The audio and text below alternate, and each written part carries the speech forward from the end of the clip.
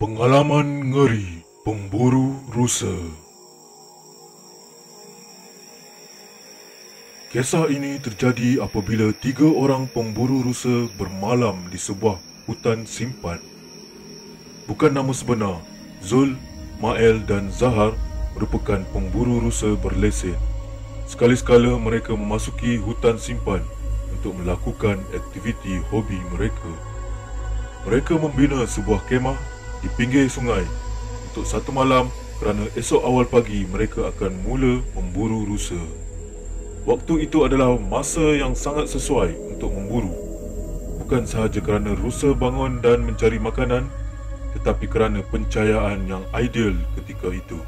Setelah selesai makan malam bekalan yang dibawa dari rumah, mereka bertiga bergilir-gilir untuk membuang air kecil sebelum masuk tidur.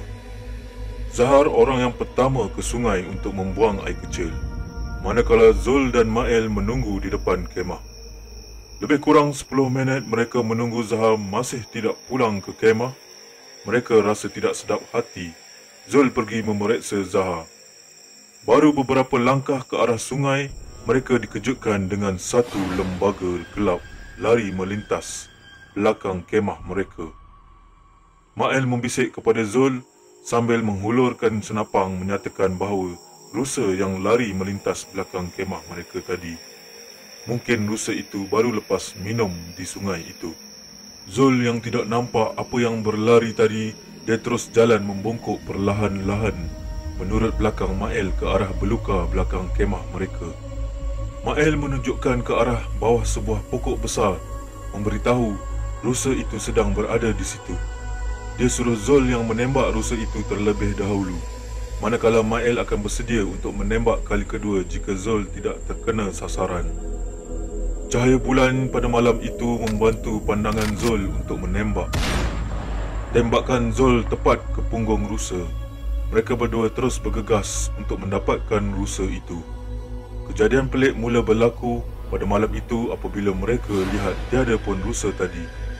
Hanya ada titisan darah sahaja di bawah pokok itu.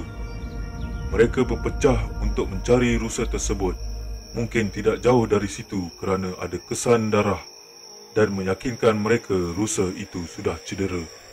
Alangkah terkejutnya Zul apabila dia melihat Zahar sedang menyarap di hadapannya yang berada di dalam belukar. Lantas Zul terus mengangkat Zahar dan menggigil kerana terdapat darah di badan Zahar dan sudah tidak bernyawa lagi.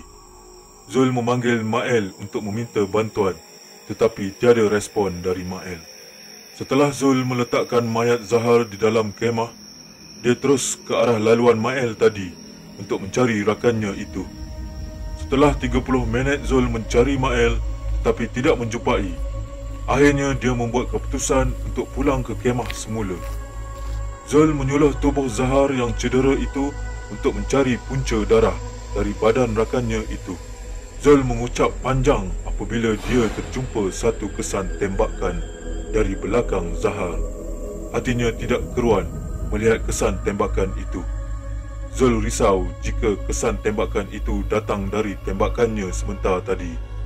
Tapi dia yakin dia memang menembak seekor rusa, mana mungkin dia tersalah tembak.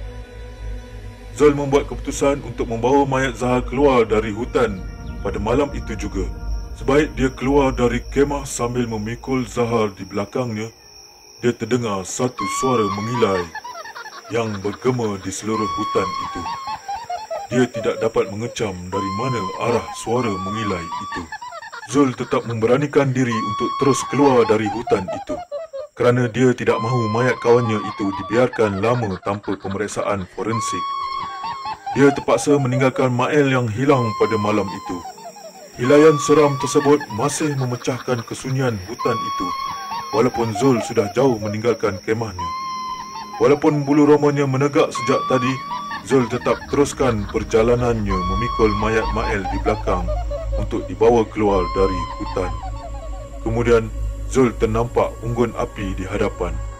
Dia yakin ada orang di sana dan boleh meminta pertolongan mereka.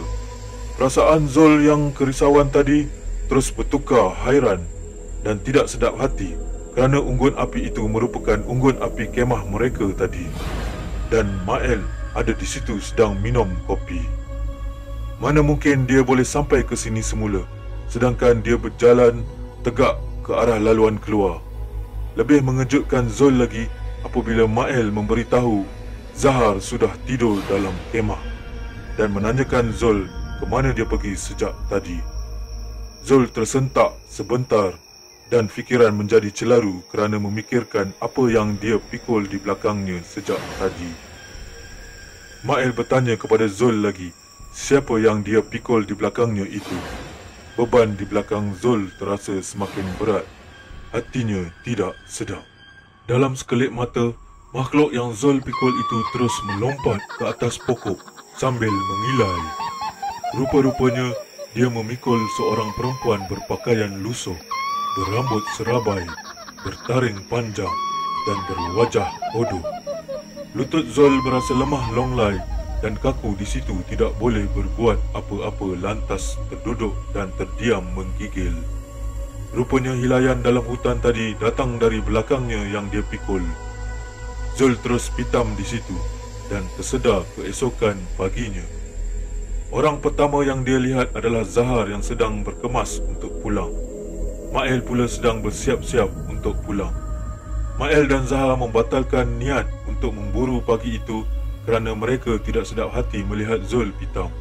Tambahan pula, semalam mereka dikejutkan dengan makhluk bodoh yang bertenggek di belakang Zul itu. Mungkin itu adalah petanda bahawa mereka perlu balik tanpa membawa pulang hasil buruan. Mael dan Zahar memberitahu bahawa mereka telah membawa masuk Zul yang pengsan itu ke dalam kemah dan menunggu makhluk itu pergi dari situ. Sehinggalah hampir subuh, barulah makhluk itu berhenti mengilai dan beredar dari kemah mereka. Setelah solat subuh, mereka terus berkemas untuk pulang. Semasa itulah baru Zul sedarkan diri. Zul masih terpinga-pinga di sepanjang perjalanan balik. Pengalaman aneh yang dia lalui malam tadi membuatkan dia terdiam 1000 bahasa. Sehingga kini, Zul tidak lagi pergi memburu di hutan simpan. Dia sudah serik kerana risau pengalaman ngeri seperti itu berulang lagi.